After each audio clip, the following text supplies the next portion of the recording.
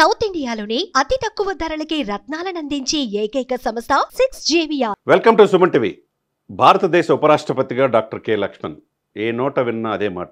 ఎందుకంటే ఒక తెలుగు వాళ్ళకి అదే గనక జరిగితే వెంకయ్య నాయుడు గారు గతంలో ఉపరాష్ట్రపతికి పనిచేశారు. ఆ తర్వాత తెలంగాణకు చెందిన డాక్టర్ కోవా లక్ష్మణ్ గారు ఉపరాష్ట్రపతి అవకాశాలు మెండుగా ఉన్నాయి.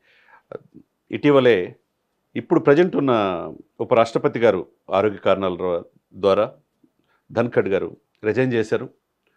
యాక్చువల్గా ఇంకొక 2.5 సంవత్సరాలు అవకాశం ఉన్నది.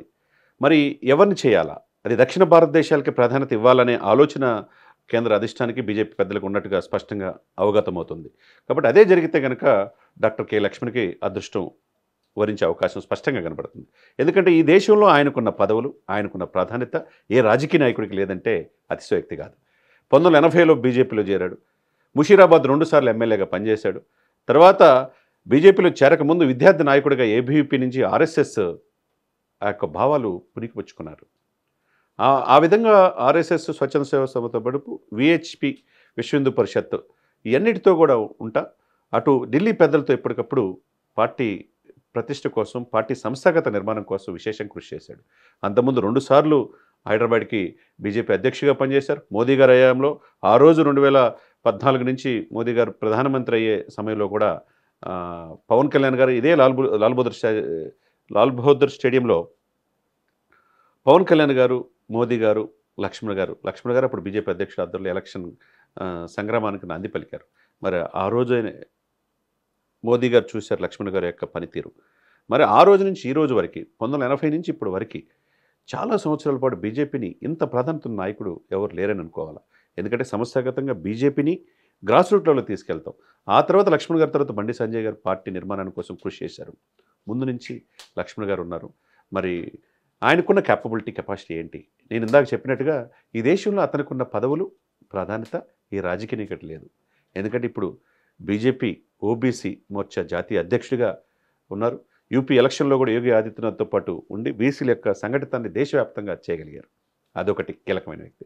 2 రాజ్యసభ సభ్యుడు, 3 కీలకమైన పార్లమెంట్ బోర్డు మెంబరు, తర్వాత బీజేపీ ఎలక్షన్ కమిటీ మెంబరు. అంటే ఇన్ని ప్రాధాన్యత పోస్టులు ఎవరికి ఉన్నాయి?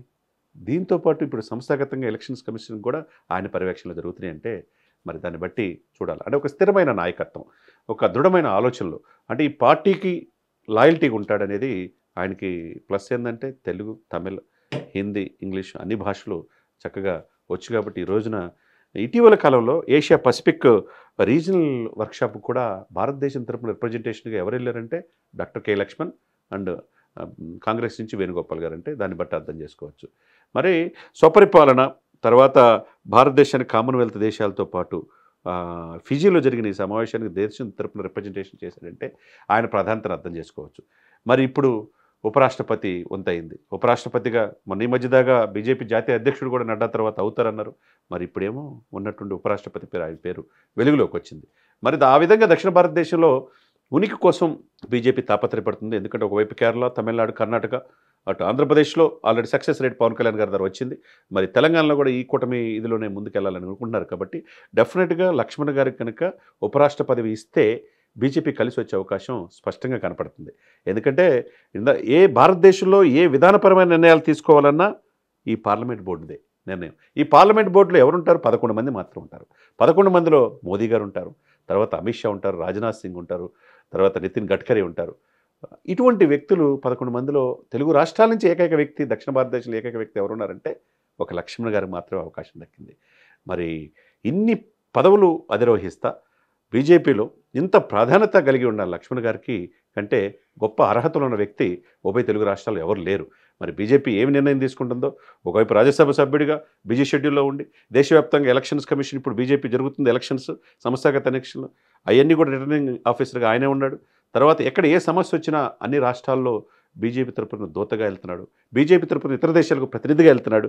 మరి parliament board member, election committee member, తర్వాత ఓబీసీ చైర్మన్, రాజ్యసభ సభ్యుడు, ఇన్ని పాత్రలు పోషిస్తున్న లక్ష్మణ్ గారికి ఉపరాష్ట్రపతి పదవి కనుక వస్తే కనుక తెలుగు వాళ్ళ అదృష్టంగా మనం భావించాలి. సుమన్ టీవీలో మీ పర్సనల్ అండ్ బిజినెస్ ప్రమోషన్స్ కోసం కింది నెంబర్కి కాంటాక్ట్ చేయండి.